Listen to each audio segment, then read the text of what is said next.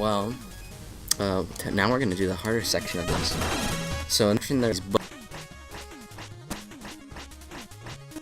stages, and what they double, they spawn these platforms, but they're certain in the book have to be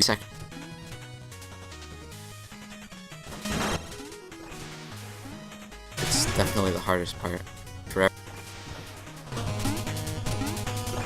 especially when the enemies try to mess you up. And this part here, where you have to keep bouncing and for the lava. They're on a timer. But if you just take things slower than like an absolute rock,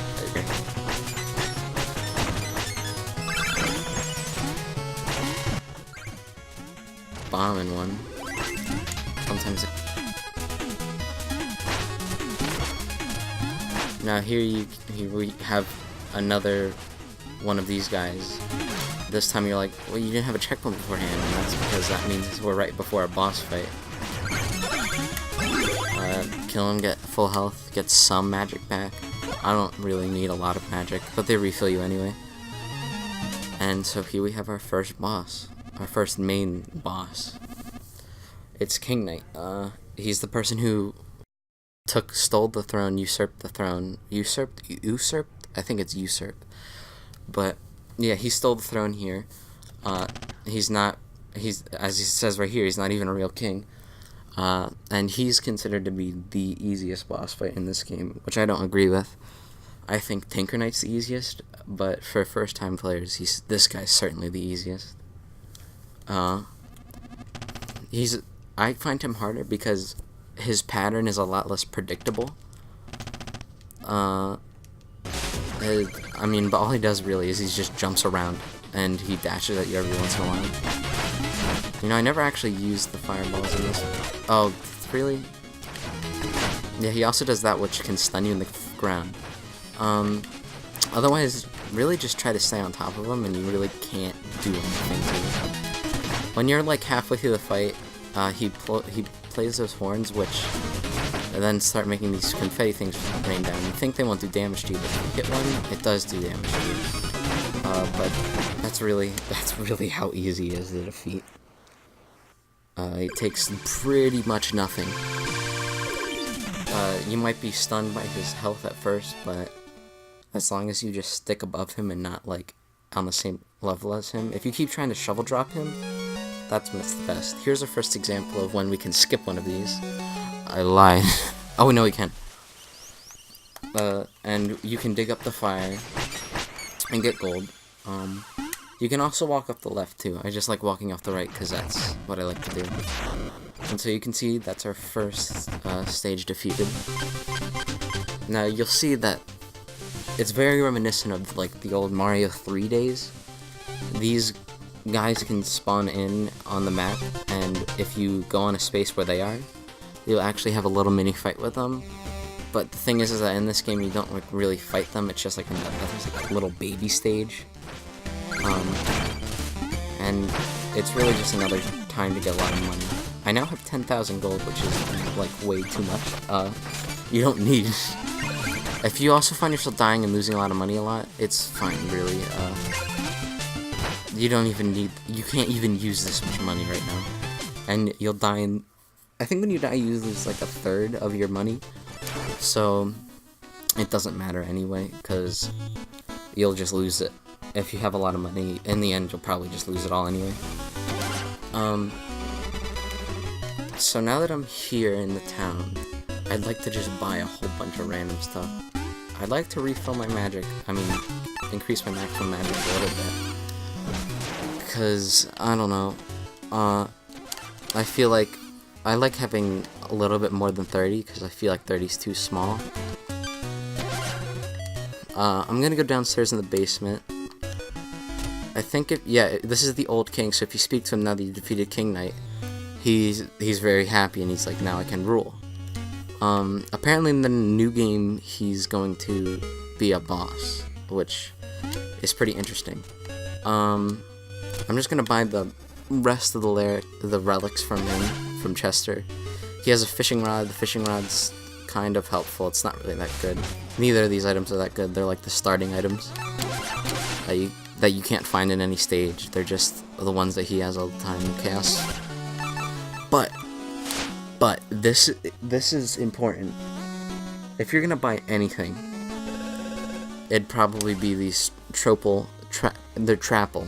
I remember these Trapple chalices. You can fill them with Ichor at a special spot, and the Ichor is phenomenal. Now, if you press the left bumper, you can switch through items quickly, so you can be using your... Oops. You can use the fishing rod, and then quickly swap over to use this. Now, in speedrunning, I've seen a lot of people use those green orbs, because you can hit bosses like 3 times with them. I have no clue how to use them, so I can't do it. I think that's... As you can see, money can go by really quickly if you buy everything. In your normal playthrough, you probably won't need the fishing rod or the, what the heck are they called? The green gobs. The green globs. Sorry, Tim. Now, I think we have enough time to talk about the Trapple Pond. Normally, he wouldn't show up unless you had one, but this is the Trapple King. He has a little song and dance that we're required to look at now, which kind of stinks because it's gonna take like 2 minutes, but I'll just let you appreciate it and not say anything during that time. But what he lets you do is he can fill your 2 cups with 2 different kinds of Ichor. You have the Ichor of Fortune, which for 60 seconds you just are like magnetized for all treasure. I don't really like it that much because I get the treasure on my own anyway, and I don't think treasure matters too much in this game. And it's also worse than the others. Ichor of Boldness, becoming invincible for 10 seconds. That's really good for boss fights when you're a beginner. But when you're more experienced, it really doesn't matter. Now the Ichor of Renewal might be the best creation in this game ever.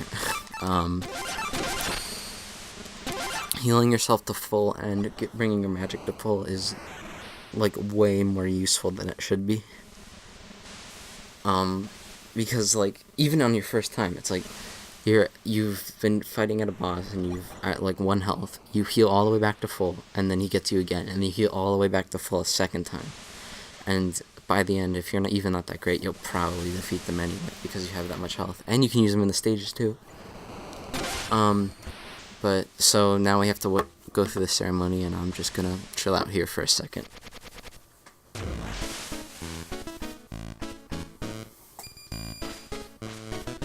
I've also been told by Tim that this creeps him out a lot.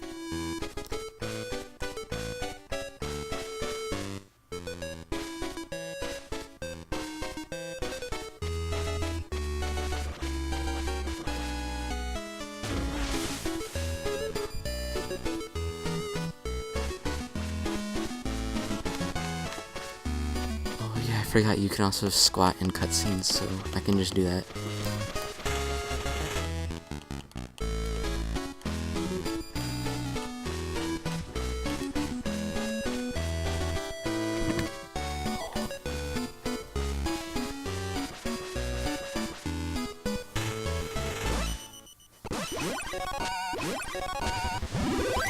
And now we have them filled. And now we get the feat Trapple Acolyte. Trapple, sorry, it's pronounced like apple because it's a trout and an apple together. 2 funny things you can do. One, if you jump into the pool and die, he'll revive you, and he'll tell you that you can't sully his water with your filth. Now, another cool thing is you can also... Oh, I don't want to do that.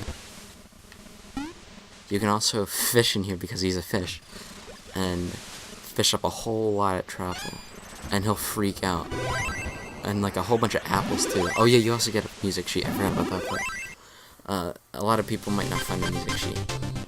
Now we're just gonna return that music sheet and be ready for the next episode when we tackle the Lich Yard by the Lich King. One of the deepest characters, storyline-wise. And let me just check how much this costs. I'll hold off for now. But, yeah, that's all for this episode. I'll see you guys next time.